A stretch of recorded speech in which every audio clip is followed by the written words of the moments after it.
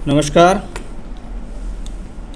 आपका जन्म 28 अप्रैल 1980 प्रातः 8:45 पर हुआ। एक 40 वर्षीय युवक की कुंडली हमारे सामने है। कुंडली मिथुन लगन की है और कन्या राशि की है, यानी लग्न और राशि दोनों के जो मालिक वो बुध हैं।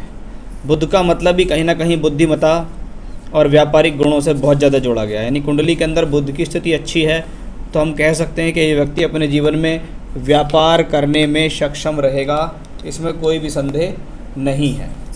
अब कुंडली में लगन के मालिक बुध हैं और राशि के मालिक बुध हैं। लगन है मिथुन लगन, ये वायु तत्व राशि का लगन होता है। ये व्यक्ति के अंदर विचारों का आवागमन देता है। साथ ही साथ अपने व्यक्ति अपने जीवन में दूर दूर जगह घूमकर यात्राएं करके जीवन में तरक्की हासिल करता है, या एक तरीके के दार्शनिक वाली नीति उसके अंदर होती है कि मुझे कुछ ना कुछ करते रहना है, या किसी अपने कार्य को बढ़ाने के लिए या कार्य क्षेत्र में तरक्की के लिए। वहीं आप देखेंगे कि राशि के मालिक जो हैं वो भी बुध हैं। कन्या राशि है, लग्न और राशि दोनों के मालिक दशम भाव में बैठा। दशम भाव कर्म स्थान, जब लग्नेश और राशि दोनों के मालिक 10वें घर में बैठें तो कहेंगे व्यक्ति वर्कोहॉलिक है। यानी इस व्यक्ति का जो जन्म है जीवन में कर्म करने के लिए हुआ है, व्यापार करने के लिए हुआ है और व्यापार से जीवन में तरक्की करने के लिए हुआ है। यहाँ बुध जब दशम भाव में बैठते हैं, कहने को ये प्लैनेट नीच का है। बुध को मीन राशि में नीच का माना गया है। इसका मतलब है जब ग्रह नीच का हो तो अपने पूर्ण रिजल्ट नहीं दे पाता है, या उसको ये कह सकते हैं अत्यधिक प्रयास के बाद व्यक्ति जीवन में तरक्की प्राप्त करता है।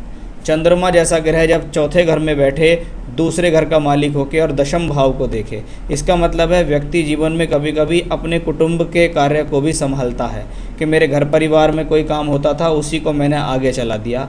ऐसा भी काफ़ी जगह देखा गया है। चंद्रमा और बुध की ये स्थिति अच्छा खासा धनयोग बना रही है। व्यक्ति अपने स्वयं के बल पर धन अर्जित करता है, जीवन में स्वयं के बल पर भूमि जमीन जायदाद वाहन आदि भी खरीद लेता है।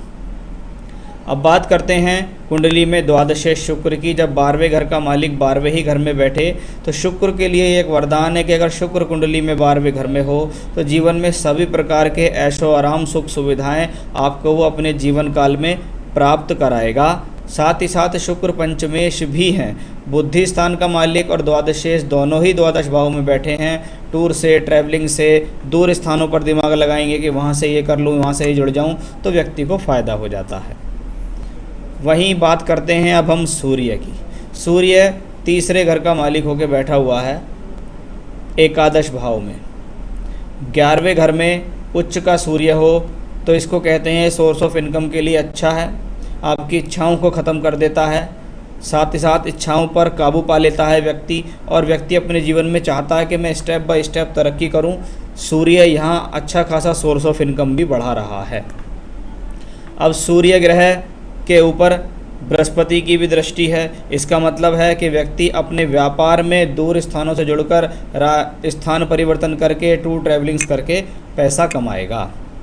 अब 11वें घर का मालिक मंगल यहाँ बैठा है। मंगल और सूर्य का राशि परिवर्तन जीवन में जहाँ पर भी आप पैदा होते हैं वहाँ से दूर ले जाता है, जीवन में स्थान परिवर्तन कराता है, यात्राएं कराता है, टूर ट्रैवलिंग्स कराता है, एक्सपोर्ट इंपोर्ट से जोड़ता है, या ये कह सकते हैं व्यक्ति जीवन में कई बार मकान भी बदल लेता है काफ़ी। तो वो एक योग यहाँ बनता दिखाई दे रहा है। कुंडली का सबसे ज़्यादा इन्फ्लुएंसिंग हाउस तीसरा घर कुंडली में सबसे ज़्यादा प्रभावित है। अब मैं बता देता हूँ कि थर्ड हाउस में क्या होता है। थर्ड हाउस हॉबीज़ के लिए जाना जाता है, जीवन में शौक़ के लिए, मित्रता के लिए, यारी दोस्ती के लिए, इन सब चीज़ों के लिए वो जाना जाता है। साथ ही साथ तीसरे घर में होता है साहस और सहजता, यानी व्यक्ति अपने जीवन में सहजता से और साहस से काम लेता है और जीवन में तरक्की हासिल करता है। मंगल, राहु, शनि और बृहस्पति चौथे घर में बैठे। राहु, मंगल और शनि जैसे 3 अशुभ ग्रह जब चौथे घर में हों, तीसरे घर में हों, ये स्थिति छोटे भाई से संबंधित सुख में कमी करती है।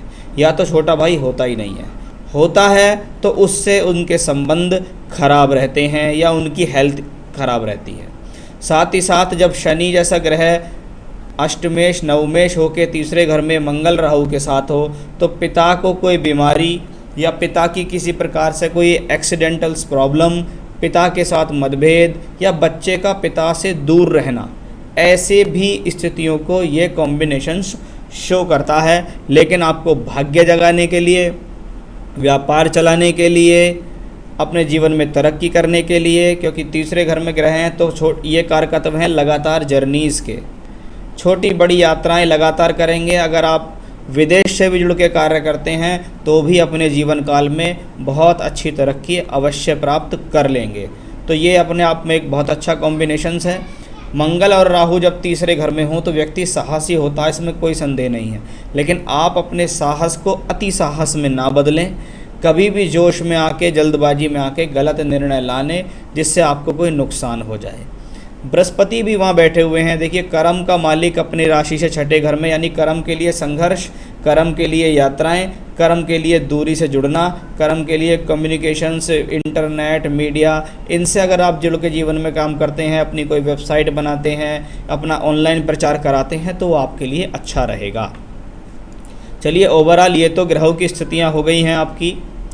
और अब बात करेंगे हम आपकी कुंडली की दशाओं के बारे में कि बृहस्पति की महादशा आपको लंबे समय से चल रही है। बृहस्पति इस कुंडली में तीसरे घर में है। साथ में कौन है? भाग्य स्थान का मालिक, छठा और एकादश दोनों, सबके मालिक तीसरे घर में। इसका मतलब है कभी कभी ये स्थिति व्यक्ति के भीतर अपनी दशा काल में कोई गलत आदत भी डालती है। कभी कभी किसी को गलत आदत बहुत सारे तरीके की होती हैं, किसी को स्मोकिंग की, किसी को ड्रिंकिंग की, किसी को गुटखे की।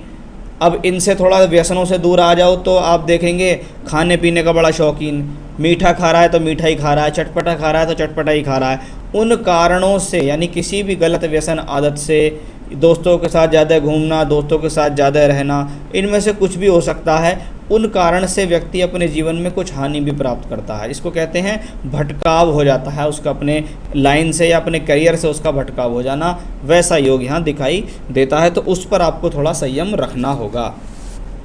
इसको कहते हैं हम शौक के प्रति आकर्षण करने वाला कॉम्बिनेशन। चलिए, बृहस्पति में अभी मंगल मार्च 21 तक चल रही है। बृहस्पति भी तीसरे घर में, मंगल भी तीसरे घर में, साहस को बंधाए रखेगा। लेकिन वही शॉर्ट जर्नीज करने से आपको अपने जीवन में फ़ायदा होगा। सवाल हैं आपके कुछ, आपने पूछा भाग्योदय समय। देखिए, भाग्योदय एक ऐसी चीज़ है जो कि सडन नहीं होती है कभी भी। ये क्या है? ये स्टेप बाय स्टेप वर्क करने की स्थिति है कि आपकी दशाएं कितनी पावरफुल हैं। जैसे आपको अभी चल रही है बृहस्पति की दशा।